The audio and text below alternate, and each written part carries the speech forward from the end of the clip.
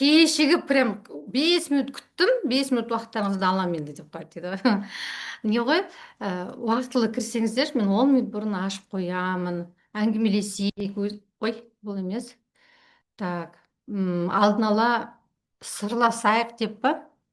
Мына жерде сіздерге әдемі ақпарат дайындап қойдым. Мына менің айтып тұрмын ғой, егер де мына пандемия кезінде мен нечаянно өйстіп тим лидер болмасам, неге тим лидер, қазір түсіндірем. Көрдіңіз бе, мына үшеуінде жазып қойдым: ақысыз мүшелік, да, безоплатное членство, тим лидер деп үшеуінде жазып қойдым. Міне қараңыз, мына жақта жазылып тұр, иә, тим лидер деп, көрдіңіз ба? Мына жақта БЧ деп тұрған жоқ осы жерде. Көріп тұрсыздар ма? Март 2021 жылы кездейсоқ ашылған тим лидер. Потому что айтып тұрмын ғой, мен даже тим лидер боламын, бизнес жасаймын деген адам емеспін, мен просто саяхатқа келген адам ғой. А тут бір қыз: Салтанат, сіз тим лидерсіз ғой, безоплатниксіз ғой дегенде, ана қыздың түріне қарап, что-то думаю, не буду ее расстраивать. Ага, дей салдым да, ертесіне періште әумин деп жіберді. Так что бәріміз тим лидерміз деп жазсаңыздар жақсы болар еді. Енді қараңыздар, бізде сыйақылар бар, сыйақылар бар және табыстар бар. Бізде 5 түрлі, сыйақы. Ең бірінші бесплатное членство дейді. Мен неге мына жерге безоплатное деп жазамын да? Бесплатный десең, көп адамдарда триггер болады да. Бесплатный сыр только в мышеловке деп. Қараңыздаршы, мен мына жерге айтайын, что не айтсам, безоплатное деп жазып қойдым да. Неге? Потому что мына сөзді көбісі бес деген, бесплатить деп шығады да. Сөйтіп триггерить етпеу үшін мен безоплатный членство. А самый лучший тим лидер. Почему? Негізі 5 түрлі бар, біз осыны ғана қараймыз, қарастырамыз.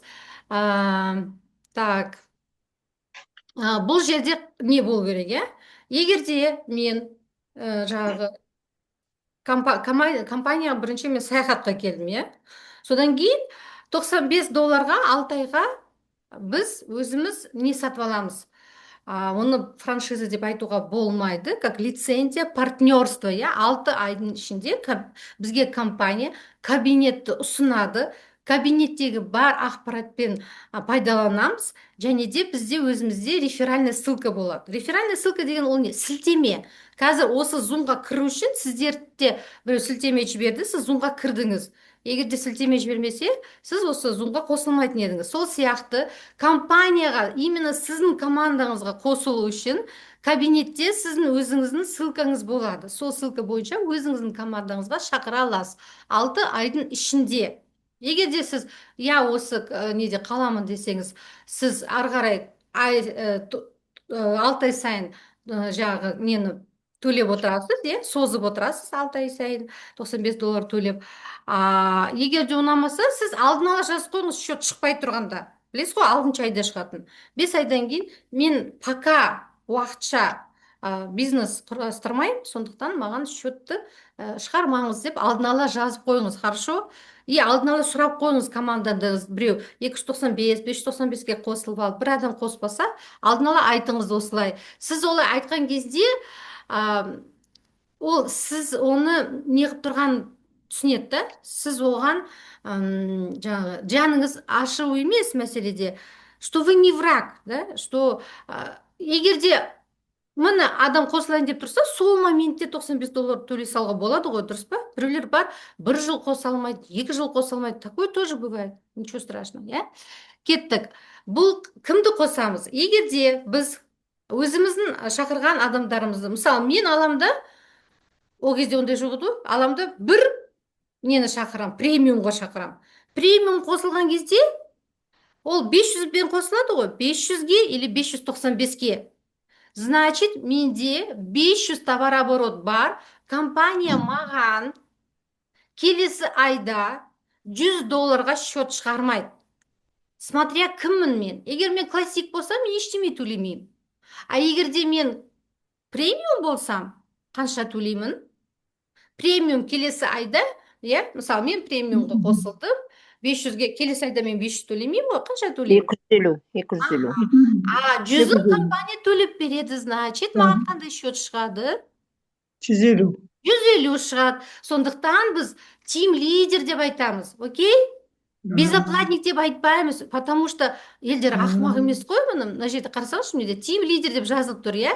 Мына жерде мен классикпін, менде 5 адамым бар, олар $100 төлейді, мен 500 товар жасап отырмын 21 марттан, 21 жылдан бері жасап отырмын, 2400 жылына жинай аламын. Бұл жоспар. Біз неге пакет деп айтпаймыз? План и пакет. Пакет ол пакет, қолға ұстайтын пакет. План деген жоспар. Салтанат Даурбекова жоспарлап отыр компанияның арқасында. Ай сайын маған ол $200 салып тұрады ғой, иә? Значит, 12 айда 2400. Бұл компания американская, иә? Сондықтан бұлар айтқан кезде, доходты айтқан кезде, табысты айтқан кезде, годовой доходты айтады ғой. То есть менің бір жылғы жоспарым компания арқылы 2400 жинау. Менің жоспарым. Премиумға қосылғандар, олар ай сайын қаншадан төлейді? 250-ден. Компания оған 500 бонусный балл береді. Соны 12 айға көбейтіңіз, қанша болады? 6000 болады. То есть біреу айтады, жоқ, 12 ай. 12 айға көбейтесіз ғой. 500-ді 12 айға көбейткен 6000. То есть менің жоспарым бойынша $2400 мен жылына жинаймын. Бұл жоспар, менің жоспарым. Компания арқылы осылай жинаймын, бір тиын төлемеймін. Ал премиумның жоспары жылына $6000. Неге? Ол жағы мысалы яхт клабты алғысы келеді, болмаса жағы премиальный круизді алғысы келеді, иә, эксплора деген сияқты, иә, болмаса бүткіл отбасын алып барғысы келеді. 5 баласы бар шығар, өзі күйеуі 5 баласы. Біреу айтады, ол екінші аккаунт аша алам ба дейді. Мен айтамын, жоқ, премиум болсаңыз жетеді. Неге? Өйткені алдын ала броньдаған кезде 6, 7, 8, 9 ай, 1 жыл бұрын неған кезде сондай каюталар бар, семейный каюта. Сізге бір каютаға не қылмайды, просто каютаның ортасында есік болады да, 2 каютаны броньдайсыз. Бірінші өзін броньдап аласыз, біреусін, иә, өзіңізбен 2 баланы, вот тағы 2 баланы, мысалы, кіммен, күйеуіңізбен. Обязательно каютада бір взрослый болу керек. Оның детальдарын сіздерге түсіндіріп береді. Түсіндіңіз ба? Не үшін тим лидерді айтамын? Тим лидер деген команданың лидері. Даже бір адам премиумға қоссам, мен уже бір адамға жауаптымын. Мен жауапкершілік алып тұрмын. Қандай? Ол кісі 500-ге қосылса, мен жауапкершілік алып тұрмын. Ол адам обязательно круизға мінеді. Мен круизға жеткіземін оны. Ол маған сеніп келіп тұр ғой. $595 келіп тұрса, мен оны обязательно осындай тим лидерға жеткіземін. Мен айтам, сен осы тим лидер болшы. Болды, арғарай өзің білесің, мен сен велосипедке отырғыздым, арғарай мопедке отырасың ба, самолетқа мінесің бе, ламборгини мінесің ба, бұл жерде потолок жоқ, өзің білесің. Мен саған главное көрсетіп тұрмын, мұны сен тим лидер болғанша осындай бонус алдың, ақшаң түсті, картаңа өзіңе аударып алдың, Каспий болсын, любойына, дұрыс па? Компания саған $100 неғып отыр, сыйлап отыр. Так что вот мұны тамағынан өтті ғой, өтті, ары қарай өзің жұт деп айту керек. Түсіндіңіздер ма? Қайтадан партнер келсе, біз оны осындай бір нәтижеге жеткізу керекпіз, иншаллах. Саяхатшы болып келсе, оны біз саяхатқа дейін еркелігін кішкене көтермесек те, не қылу керекпіз да, ақырындап, дайындап, мен оны қайта-қайта өзінің арманына қайта-қайта біз не қылу керекпіз, есіне түсіру керекпіз. Помнишь, сен Канарские острова хотел, помнишь, сен Марокко хотела деп. Түсінікті ма? Вот, осындай бүгін бізде тақырып. Міне, егер де сіз, классик шақыратын болсаңыз, классик шақырсаңыз, бірінші айда сразу 5 шақыруға болады, можно 3 шақыруға болады. Оны қазір есеп шығарамыз бірге. Бірақ, егер де 5 классик шақыратын болсаңыз, біреусі ЧПК, біреусі ЧПК деген білеміз, член партнер клуба, то есть 295. Член клуба деген ол 200 деген сөз. Мұны қараңыз, партнер, член партнер. Сонда получается бесеу неған кезде, олар ай сайын $100 төлеп тұрады ғой, все. Сіз железобетонный осындай тим лидер боласыз, окей? Вот мына жерде бар екен ғой. Мына жерде қайтадан қараңызшы. Мына жерде орысшасын аударып қойып қойдым. Свидетельство о достижении дейді. Сол моментте 21 мартта 21 жылы Салтанат достигла, да? Но это қатып қалған дүние емес. Егер де анау шақырған мынау 5 адамым уақытылы өздерінің счеттарын толтырмаса ұмытып кетеді, картада ақша болмай қалды, связь болмай қалды, ақшасы болмай қалды. Иә, егер де біреусі уақытылы, что такое уақытылы? Счет шықты 17-сіне, олар 17-сіне төледі. А вдруг ол 17 емес, 18 или 19-ы төледі. А маған счет шығып тұрады 17-сі маған, мысалы. Түсінікті ма? Сол кезде сіз соны бақылап отыру керексіздер. Бақылау деген ол не? Егер де біреуде мысалы счет 17-сі шығу керек, а сізде уже 18-не счет келіп қалуы мүмкін, иә? Сіз айтуыңыз мүмкін, бәрі де төлейтін не ғой? Алдын ала запрос жасаса, алдын ала төлеп тастауға тоже болады. Ол үшін кабинетке кіру керек. Сөйтіп өзіңіз регулировка жасай аласыз. Болмаса, наоборот, бір адам қосып жіберіңіз да, алтыншы адам, чтобы ол спокойно жаңа неғып отқан. 5 адам қатып қалған жоқ қой, 5 адам шақырсаңыз, алтыншы адам да келеді. Сіз ана алтыншы адамға не айтасыз? Қарашы, мен 5 адам шақырып едім, мен қазір тегін саяхаттап жүрмін. Потому что мен ай сайын $100 жинамаймын. Түсініңіз ба? Егер 5 адамға қатып қалады да отырады, айтты ғой дейді да, еще атын айтады. Жаңағы мен ана не дейді, смартпоинтқа бардым, сол кезде 5 адам деп айтты ғой. Оказывается, 6-шы, 7-ші шақыру керек. Егер де осы 5 адам өзінің карталарын тіркеп қойса, жақсы. Мысалы, маған неге, не всегда и так везет, да? Менікі пандемия кезінде мен безоплатканы ұшқан жоқпын. Неге?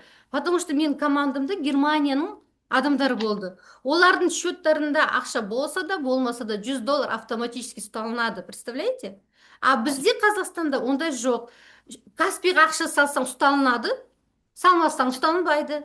Сондықтан сіздерге құлақтарыңызға алтын сырға, егер де безоплатканы неғылмаймын десеңіз, басқа мемлекеттегі адамдарды қосып, спокойно отырмайсыздар ма? Беймарал. Қылқылдай бермей. И болмаса картаны, менде кім первая линия, бәрін картасы не ғой андай тіркелген, автоматически ұсталып отырады. Окей? Так, мына жерде қайталаймын. Егер де сіз бір рет безоплатник ашсаңыз, ол қатып қалған дүние емес. Сіз осы айда безоплат, келесі айда болмай қалуыңыз мүмкін. Ойламаңыз, егер ол там борд директор или там региональный или национальный болса, олар ұшпайды деп. Олар мәселе ұшуда емес. Мысалы, олар адам шақырды, ол адам да безоплатник болып кетеді. Мына Лаура безоплатник болып кетеді. Алмагүл бәрі безоплатник болып кетсе, конечно, маған придется бір адамды жаңадан қосуға. Түсініңіздер ма? Ойламаңыздар, үлкен рангтағылар безоплатникті не қылмайды деп. Олар да кейде ұстай алмай қалады, потому что оның адамдары олар сияқты ақша тапқысы келеді, олар да тим лидер болғысы келеді. Түсінікті ма вообще? Енді мына 2400 деп тұр ғой мына жерде. Көбісі түсінбейді. Балалар келеді да, иә, офисқа болмаса. Вот, лохотрон дейді. Мен мамамна дейді. Олар ақымақтар ашқаннан кейін жүгіріп барып қуанады ғой. Қара, маған компания $2400 берді деп ойлап тұрады. Олар бүйтіп санап береді деп тұр ғой, представляете? Это возможно. Сейчас есть бесплатное членство дейді.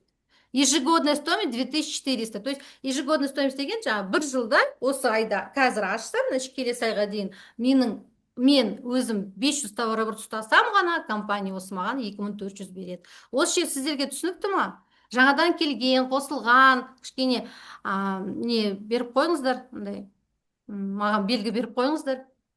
Оны енді көбісі айтады, ой, мен білмеймін ғой андаймды. Сіздің кабинетіңізді ешкім көтеріп кеткен жоқ. Султана, Қазбек, Салтанат, или сіздің наставнигіңіз көтеріп кеткен жоқ. Сіз $95 төледіңіз, чтобы кабинеттен көру үшін. Кабинетіңізді ашасыз, и сол жерде өзіңіздің ең настройки профильді ашқан кезде прям шығып тұрады. Қанша күн, қанша сағат, неше минут, неше секунд қалды сізге счет шығу үшін. И мына жерде егерде 500 болмаса, давайте жүгіріңіз. Значит, біреу төлеген жоқ. Или сіз бір адамды қосып, мына жерде 500 болған кезде спокойно ұйықтайсыз. Окей? Міне, бұл счетчик қосылып тұр. Бұны любой уақытта ашыңыз. Өзіңіз білесіз ғой? Мысалы, бүгін қай число? 20-сы. Хорошо, уже 18-нен бастап счетті қарап жүріңіз. Мен пәленше түгеншеев қосылды 15-не. 15-не дейін емес, уже 13-не айтыңыз. Картаңа уже тіркеп қойдың ба, ішінде ақша тұр ма деп. Оны не үшін айтасыз? Уақытылы ол бонус жинап, уақытылы ол өзінің круизына бару керек. Біз оған сөз бердік қой, менімен бірге саяхаттайсың. Дұрыс па? Вот. Так. Забира, сіздің микрофоныңызды өшірейін, да? Бибігүл тоже шулап кеттіңіз. Так. Осы жерді обязательно скрин жасап алыңыздар, өзіңіздің кабинетіңізде новичоктарға көрсетіңіздер, хорошо?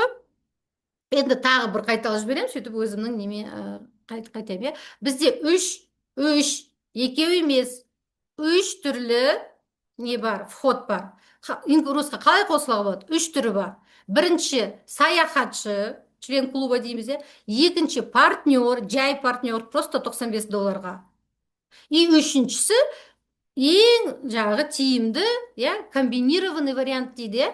Бұл член партнер клуба. То есть мен былай түсіндірем, мына жерді түсіндірем. Сен 200-ге қосыла аласың, а потом егер бір-екі адам мен сенің командаңда болам десе, $95 сразу раз төлей саласың да, сол адамды сол кезде қосып аласың. Ол бір күн, екі күн күтетін зат емес қой. Қайтадан сен 200-ге қосыл, уже кабинетті оқып, үйреніп, уже не алған кезде өзің счетың тұрады ғой, уже көрсететін кабинетің бар, адам жаңа таныстарың қосыламын десе, $95 төлей саласың, болды. То есть можно просто 200-ге қосылу, можно просто 95-ке қосылу, а можно сразу 295-ке. И мен былай айтамын, 295-ке можешь, иә, и 2 апта кабинетті не қыл, кабинеттегінің бәрін оқып шық. Үш күнде даже апашкалар өтетін спокойно академия лидерства и базовое обучение. Офиста жүрген кезде мен тапсырма беретін, келеді, тапсырма берем, 3 күннен кейін даже бір түнде де оқып шыққандар бар. Енді қараңыз, егер де ол 2 апта оқып түк ұқпай, жоқ бұл менікі емес десе, ол $95 2 аптаның ішінде, то есть 14 күн ішінде $95 жүк істеп өзіне қайтадан қайтарып ала алады. Зато ол көрді кабинетте не бар екенін. Түсініңіздер ма? И мысалы 2 аптадан кейін жүрді, и раз уже не бар, желающий бар, раз $95 қайтадан төлей салды. Бұл жерде ничего страшного, қанша клубқа келіп кетіп жатқан адамдар бар, потому что бір жағдайлармен шығып кетуі де мүмкін. Менде де сондай адамдар бар, то келеді, то кетеді, әйтеуір жүр. Главное, жаңағы инкрустың төңірегінде жүр ғой. Вот. Енді қазір біз есеп шығарамыз, иә. Бағана түсіндірдім ғой, егер де мен классикте отырып, бір адамды премиумға бірінші ай, көрдіңіз бе, менде бірінші ай деп тұр, шақырсам, мен уже тим лидермін, мен безоплатник емеспін. Ну, в смысле, потому что әлі ол келесі айда басқаша болады ғой, иә. Қайтадан мен бір адамды шақырдым, менде уже товарооборот 500 бар, мен бірінші айда бір нені шақырып, бір премиум шақырып уже безоплатник бола аламын. Енді екінші вариант, сіз 3 классик шақыра аласыз бірінші айда, 3 классик. Неге мен бірінші айда деп тұрмын? Потому что олар екінші айда 200 төлемейді ғой, олар только 100, значит товарооборот 300 болып қалады, значит тағы бір классик қосу керек. Немесе 10 стартер қосасыз. Разница бар ма? Сен 10 рет презентация жүргізесің ба, или 1 рет? Иә, сол энергия кетеді, сол не 10 адамға қанша уақыт кетеді, иә, или бір адамға қанша. Сондықтан енді бұл айтпаймын стартер жаман деп, бірақ енді тек стартермен безоплатка ашу кішкене қиынырақ деп ойлаймын да. 10 түрлі адам келеді, 10 түрлі мінез көрсетеді, иә. Сондықтан классик пен премиум тиімдірек деп айтайын деп тұрған, бірақ дұрыс емес деп айтпайды екенмін. Окей? Так, енді біз не істейміз? Осы түсінікті болса айтыңыздар, мен қазір сіздермен бірге есеп шығарамын. Маған 2 желающий керек. Бір кісі айтады, мен так, мынама осылай тұра берсін, жоқ, бұл емес. Пожалуйста, микрофон қосып айтыңызшы, маған желающийлар керек. Бір кісі, мен классикпін, ну, визуализация ғой бұл, даже если премиум болсам, қайда кетті мынау? Так. Бір классик и бір желающийлар бар ма? Или суырып алайын ба сіздерді? Не ғой бұл, визуализация ғой. Жоқ па, жоқ? Мен шығып көрейін ба, білмегенді білетін шығармыз. Ештеме етпейді. Кімсіз сіз? Так. Бибигүл. Бибигуль, ага. Батбай Хамарон. Давайте кеттік. Так, мен экранды ашайын онда. Ага. Бибигуль, сіз кім боласыз? Это, ну, визуализация ғой. Классик боласыз ба, жоқ, премиум боласыз ба? Мен негізі классикпен тіркелген. Хорошо, онда классикпен, иә? Қараңыз. Мына жерге қазақ тіліне өтейік. Аха, Бибигүл, міне сіз классикке келдіңіз. Сіз классикті таңдадыңыз. Сіз саяхатқа келдіңіз ғой, или бизнесқа келдіңіз ба сразу? Саяхатқа. Нет, бизнеске. Сразу бизнесқа келдіңіз ба? 295-ке? Алғашында саяхатқа тіркелдім да, 200-бен адам тапқан кезде партнерство. Молодец. Вот, қараңыз. Сіз мұны мен бағана көрсеттім ғой, иә? Сіз қайтам ау деймін. Көрсетемін. Қараңыз. Сіз бірінші өзіңізге классик, иә, жоспарын таңдадыңыз. Жылына $2400 жинаймын деп ойладыңыз. Енді сіз қосылған кезде бірінші айда 200 төледіңіз, компания сізге 350 бонусный балл берді, дұрыс па? Дұрыс. Сол айда сіз не қылдыңыз ба? $95 төледіңіз ба, или кейін ба? Жоқ, кейін. Октябрь, где-то екінші айда ғой. Хорошо, қараңыз. Бұл кісі, мұны қараймыз, иә? Сразу 95 алған жоқ. Ол бір ай тағы ақшасын салды, иә? Сентябрьде қосылды, октябрьде тағы салды, дұрыс па? Жоқ, октябрьде қосылдым да, декабрьде адам тіркедім. Октябрьде қосылдыңыз да, ноябрь, декабрь. Значит, қайтадан тағы декабрьде $100 төледі өзінің қалтасынан, дұрыс па? Содан кейін барып, міне уже 750 бонусный балл тұрды. Содан кейін $95-ға міне серіктес болу деген жасыл көріп тұрсыз ба? Сол жақта серіктес болу. Все, бұл кісі серіктес болды, кабинеті ашылды, сілтемесі бар, бір адамды қосты. Қандайға қостыңыз? Бір адамды мен 500-ге қостым. Қараңыз, 500-ге. Аспаймыз. Міне, Бибигүл ханым, міне қараңыз. 500-ге міне премиумға қостыңыз, дұрыс па? Бір адамды сол айда, иә? Декабрь айында. Ау? Декабрь айында. Декабрь айында 500-ге қосты, міне сізге компания $50 бонус берді. Ары қарай? Екінші классик тіркедім, ол кезде $20 алдым. Осы айдың ішінде, декабрьдің ішінде? Сол декабрьде, иә. Сонымен безоплатка болдым. Сіз даже 500-ге қосылған өзінде де уже безоплатка болып тұрды ғой? Иә. Сіз даже ана екінші қоспасыз. Сонда получается, сіз декабрьде $70 уже алдыңыз. Алдым. Сізде уже тегін жарна, көріп тұрсыз ба? Неде тегін жарна деген, біз мына жаққа қазір өтеміз. Тегін жарна дейміз да. Уже январь айында сізге қайтадан счет шықты ма, или сіз тағы адам қостыңыз ба? Счет шықты. Счет шықты. Міне товарооборот 350. Көріп тұрсыз ба неде? 350 товарооборот. Неге? Анау премиум 250 төледі, ана кісі 100. 350 сізге жетпей тұр. Сіз не істедіңіз январьда? Қостыңыз ба, қоса алмай қалдыңыз ба? Қосылмадым. Енді біз визуализация жасаймыз. Январьда сіз қосып жатырсыз. Кімді? Қанша жетпей тұр? 150 жетпей тұр. Не істейміз? Бір классиктер. Бір классикті қосасақ болды, сіз уже тегін жарна болады. Көрдіңіздер ме? Енді тегін жарна болды. Енді келесі айға өтеміз. Февральда бізге қайдадан счет шығуы мүмкін. Неге? Бізде 500 емес әлі. Бізде только 450. Не істейміз? Бибигүл. Классик қосамыз. Или классик қосамыз. Стартер қосып жіберуге болады ғой.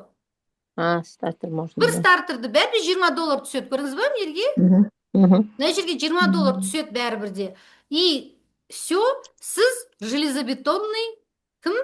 Безоплатник. Көрдіңіз ба? Тегін жарна. Міне, мен баса берем, тегін жарна деп тұрады. Давайте біз бір айды тоқтайық.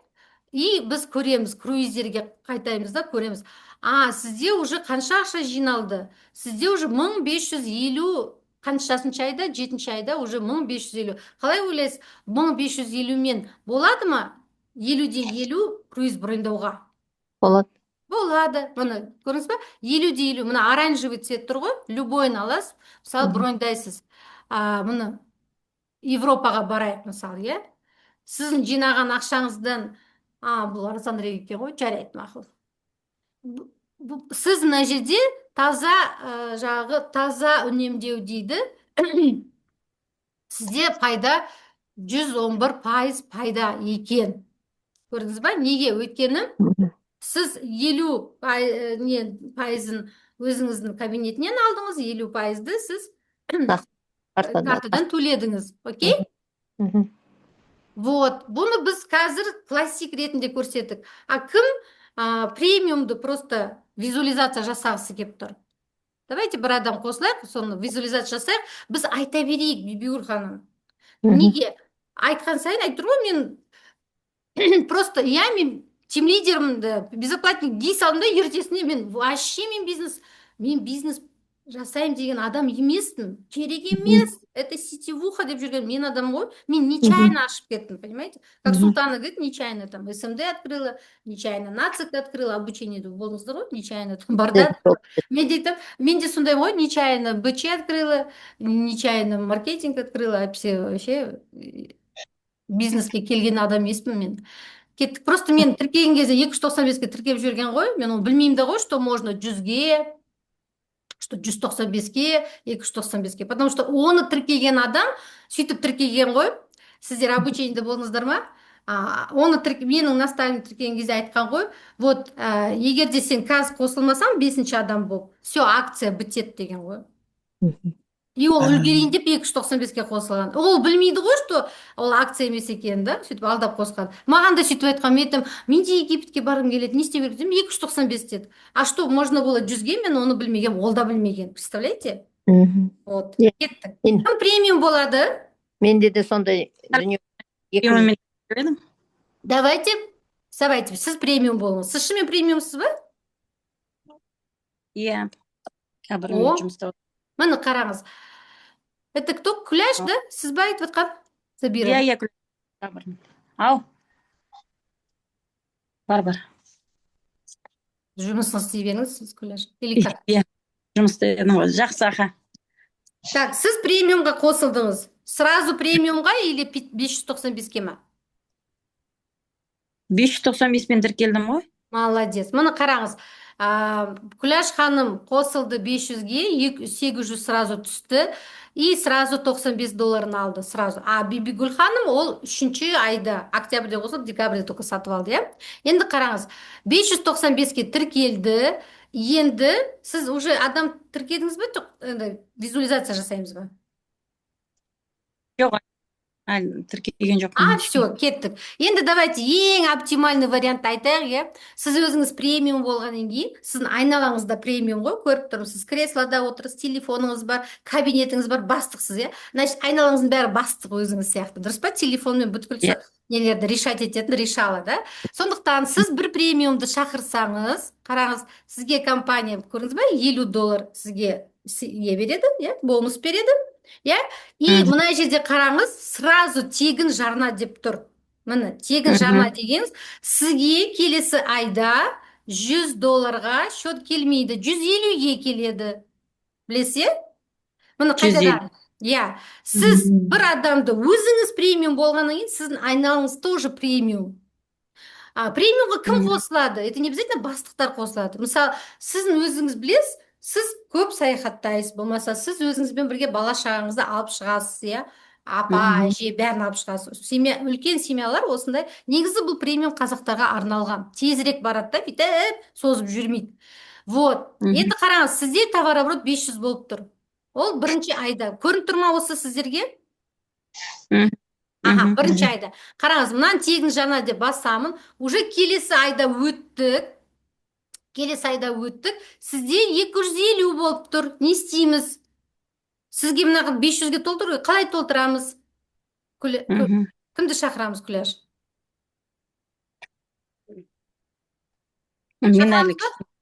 Шақырамыз, конечно, да. Тағы бір премиумды шақырайық.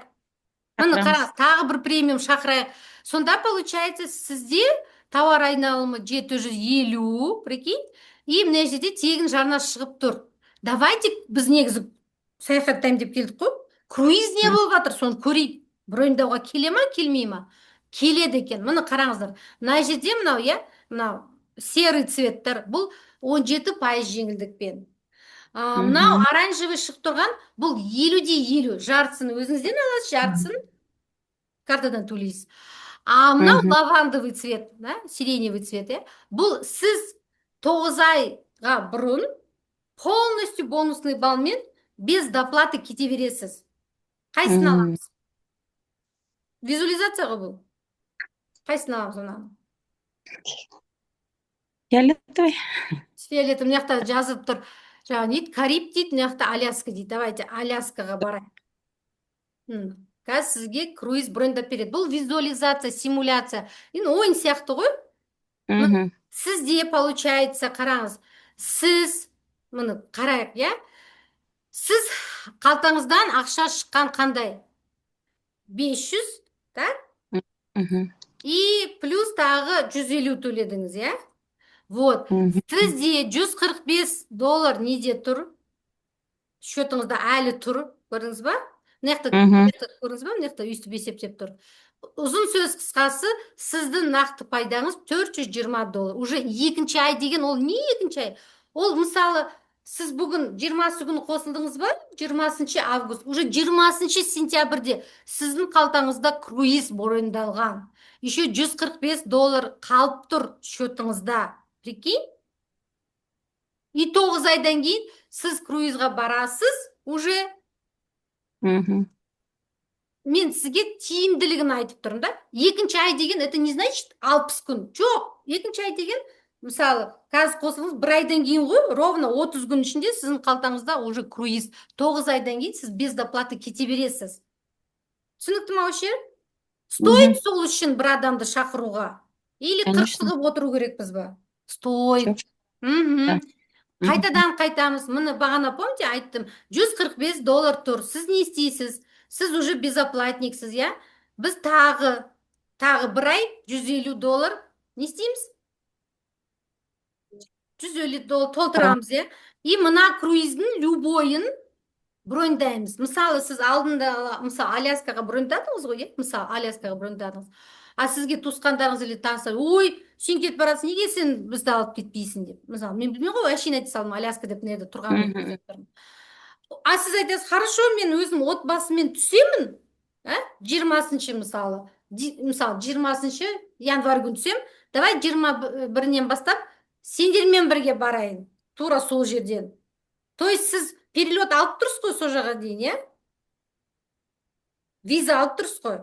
Бізде пока безвизовый болмай тұр ғой. Бірақ иншаллах Сербияда бізге басқа круизный линиялар қосылады деді. Егер қосылса жақсы болар еді. Средиземное море бар ғой түріктерде. Бірақ ол жерде все равно не бар, Шенген. Ничего страшного, ала аламыз. Ана Ароя деген может қосылу мүмкін, жаңа круизный линия, халяль. Мүмкін деп айтты. Оны пока білмейміз, Енді айтайын деп тұрғам, сізге туысқандарыңыз айтады ғой, мен де барғым келеді, или достарыңыз айтады, мен класстастарым мен де барғым келеді. Сіз сол күні түсіңіз да, сол күні или ертесіне басқа лайнерға, басқа маршрутпен кете беріңіз. Зато сіз бір барған кезде 7 күн бір круизда боласыз, и 7 күн тағы бір круизда боласыз. Бір барғанда, бір перелетпен сіз 2 круиз, 2 лайнерде, и 2 түрлі адамдармен круизда боласыз. Қалай, күшті ма? Күшті. 9 ай бұрын біреусін брондап қойдыңыз, 1 ай тағы жинадыңыз да, и енді айтайын деп тұрғам, анау 50-50, мұны көріп тұрсыз ба, мына жақта оранжевый тұр ғой, 50-50. Мысалы, мына 1100 болсын, 1100 болып тұр, а сізде, мынаны брондайықшы, мынаны.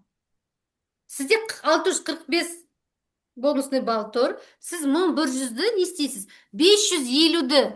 550-ді компания бонустан алады, 550-ді кім төлейді, как вы думаете, Куляш? Сіз достарыңызбен кетіп баратсыз, каютаға алып баратсыз досыңызды. Ол инкрузта емес. Сол қалтасынан төлейді. Солар қалтасы. Олар төлейді, Сіз бонусный балмен 550-ді алдыңыз, а ол енді өзі кетіп баратыр ғой. Ол бұл сетевой керек емес, мен былай да барамын деп айтады, иә, сізге. Иә. Окей, давай дейсіз. То есть сізге 1100-дің, көрдіңіз ба, мына 1100-дің круизін, мына 1100-дің круизін компания алды да, $550 не істеді? Өзіңіздің кабинетіңізді алды да, а $550 сізбен кетіп бара жатыр ғой досыңыз. Сол Иә. төлей салады. Сізге де М, жақсы, сізде окей, ол да окей. Күшті ма? Күшті. Сіздің өзіңіз пайдаңыз $920. Потому что сізде әлі $95 тұр. Прикинь? М, Сіздің счетыңызда әлі тұр. Қайтадан қайтамыз симуляторға. Мұны көрсетіп тұр. Сізде бонусный счетта $95 тұр. Сіз қайтадан мысалы $150 саласыз, сізде уже 595 бонусный балл тұр. Әлі брондай аласыз. Бірақ компания айтады, бір рет сен 100% брондайсың, екінші рет сен 50-50, а қалғандарын 17% инсайдер прайсинг дейді. Сонымен любойын тағы брондай бер. Мысалы, ол класстастарыңызбен бардыңыз, енді жаңағы курстастарыңыз айтады, мен де барам дейді. Түсесіз де Мгм. 3-ші круизға мінесіз, ал керек болса. Мынаның любойын брондай беріңіз. И сіз премиумсыз ғой, значит, сізде бөлек осындай премиальный круиздар ашылады. Премиальный деген это не обязательно қатты қымбат. Қатты қымбаты еместер де бар, мысалы, да? Түсініңіз ба? То есть, ана бағана классик ашқан кезде Бибигүл ханымға мынандай лавандовый цвет шыққан жоқ. А сіз премиум болғандықтан сіздің круиздарыңыз премиальный бөлек шығып тұрады, және де сізге, иә, инсайдер прайсинг брондаған кезде неограниченное количество, жылына хоть 4 рет, хоть 10 рет, хоть 20 рет. Инсайдер прайсинг ашыла береді, потому что сіз премиальныйсыз. И және де сіз ойламаңыздар, бұл жерде тек қана круиз деп. Бұл жерде нелер бар? Отельдар бар. Отельге барған кезде сіз премиальный болғандықтан сізге, иә, бөлек табличкамен тұрады, во-первых. Во-вторых, ранний заезд, поздний выезд, чек-ин, чек-аут деген бар ғой. Ертерек, иә, ертерек келіп орналаса аласыз, кешірек кете аласыз деген сөз. Мысалы, сіздің самолетіңіз түнде болса, түнгі 11-10 болса, иә, бізде жай брондаған кезде букингтан болды ғой, сағат 12-де шығарып тастайды болды. 12-ден қақайып отырасың неде, түнгі 11-ге дейін, қақта аэропортта. А бұл жерде сіз қала бересіз. Жақындаған кезде ғана шығасыз. Сондай өзінің несі бар, фишкалар бар. Осы жер түсінікті ма? И сонда получается, мына жерде сіздерде көрініп тұр ма? Мына бронирование көрейік, енді қараңыз. Сізде 2 бронь тұр. Иә? 4 айдың ішінде, 4 айдың ішінде сіз уже 2 круиз броньдап қойдыңыз. Біреусін сіз 100% жеңілдікпен, екіншісін, то 100% жеңілдік деген ол не? Сіз қалтаңыздан шығарған жоқсыз ғой. Қанша болды, бонусный балмен алдыңыз. Екіншісін 50/50, 50-50. Пожалуйста, көрдіңіз бе, мінекей сізге көрсетіп тұр, уже 2 круиз тұр, 4-ші ай. Ну, давайте бастағаннан кейін какой-нибудь 17% жеңілдікпен ала берейік. Любой мына жерде. Не деп тұр мына жақта? Одиссея, Норвегия. Давайте Норвегияға барайық. Норвежский фьорд. Сізде бәрі 595 тұр ғой. Сол 4-ші айды тағы брондасаңыз болады. Мұны қараңыз. Сол 4-ші айдың ішінде сізде уже 3 круиз тұр. Біріншісі Аляска, екіншісі Европа, үшіншісі Норвежские фьорды. Түсіндіңіз ба? Бұрын ондай болмайды. Мен қосылған кезде айтатын, Салтанат, сен пока бір круизға бармайсың, екіншісін брондай алмайсың дейтін. И сондықтан мен алдымда қызыма счет ашып қойдым, чтобы жылына бір емес, 2 рет саяхаттау үшін. Потому что ол кезде тек қана $100 жинайсың. А қазір, пожалуйста, 500-мен кіре аласың. Енді қазір иншаллах неге барамыз? Сербияға барамыз. Может быть, 500 емес, $1000 кіретіндер болатын шығар. Ондай да болып қалуы мүмкін, представляете? Сондықтан елдер адамдар тез-тез бара алады. Вот осындай.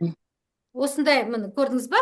4 айдың ішінде сіз премиумсыз, 4 айдың ішінде сіз 3 круиз брондадыңыз, өзіңіз шыққан ақшаңыз 2020, зато неде, счетта бір тиын қалған жоқ па, бәрін жаратып шықтың. 4-ші айда, видите, по нулям бәрін жараттыңыз. Күшті ма? Күшті. Пляж. Түсінікті, иә осы? Егер де сіздерге көрініп тұрса, көрініп тұр деп айтып, маған әдемі көрініп тұр, может, мен тез-тез неғып атқан шығар, бірақ осындай. Енді бізде телефонмен кішкене сәл нелі мутнулар көрініп тұр. Болады енді нормально. енді сіздер сол ақырындап Мгм. асықпай Мгм. броньда дегеніңіз ғой. Түсініңіздер ма осы принципті? Мгм. Сұрақтарыңыз болса Мен қойыңыз. жаңадан келіп отырғасын кішкене көп түсіңкіремей жатырмыз. Енді болады шай жейден түсінеміз ғой. Алла қаласа. Сол үшін Күләш, любой неге кіресіз ғой, алдын ала кіріңіз да, онға 5 минут қалған кезде и прям айтыңыз, мен жаңағыдай сұрақтарыңызды қойыңыз. Бізге кері байланыс керек қой. Может, Мгм. мен көрсетіп жатқан көрініп тұрған жоқ шығар. Может, мен тез айтып жатқан шығармын. Мүмкін вообще оқып жатқан жоқ. Маған кері байланыс бермесе, бір как лекция болады да, мен лекция оқығым келмейді. Мгм. Сұрағыңыз қойыңыз тағы, Күләш. Безоплатник туралы кішкене не келді ма? Или тағы ойнайсыз ба?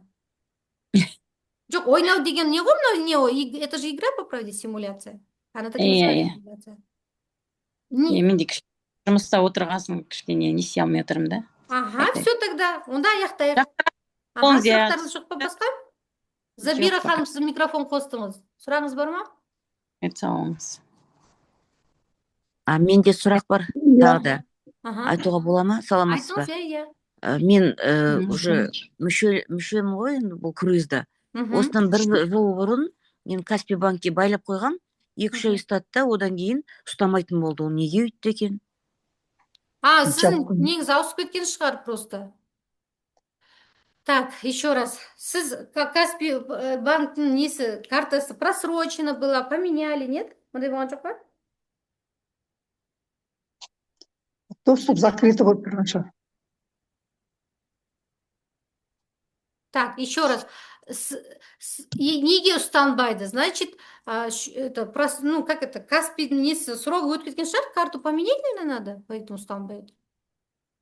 Так, Забира ханым, 10 февраль 295, 4 март 500 тіркеліп круиз бронь жасадым. Қайтадан классикке түсіп, айына $100 төлеп жүрмін. Сұрағым, енді қайта премиумға өтуге болады ма? Иә, енді қайтадан сұрақ қараңыз. 10 февраль күні $295 тіркеліп, 4 март күні $500 тіркеліп, то есть апгрейд жасады, иә? Көтерді, классик пен премиумға көтерілді, сөйтіп бронь жасады.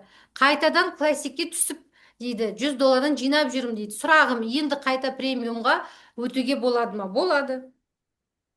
Енді өткен кезде де қайтадан $500 төлейді ба? Сіз 500 не қыласыз, 750 сізге түседі. Бұны қашан жасаймыз? Біз кейде круиз брондаған кезде жетпей қалады да, напитокқа, жағы балконға. Бірақ бүйтіп түсіп шығып жүруге болмайды. Бір рет түсіп шығуға болады. Ограничениесі бар, окей? Қайта кіріп шығып, непроходной двор.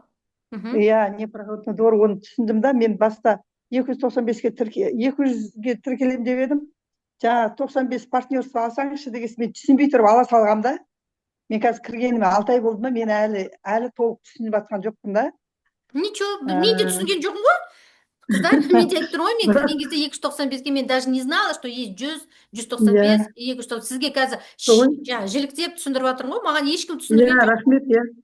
Ол кісіге айтқан, бүгін акция, бүгін кірмесем болды қаласын деп. Маған да сөйтіп айтты, бүгін акция, бүгін кірмесем болды қаласын, Египетке бармайсың деп. Сөйтіп. Енді кейде сөйтіп бізді не қылмаса, ақшамызды қимай. Премиумның мүмкіндіктері көп екен да. Мен анау круиз брондап қойғаннан кейін, жолдас қыздарына қалмаймын деп, сразу 22 күн болған кезде мен уже круиз брондап қойдым да. Молодец. Сөйтіп, қайтадан андай қылдым.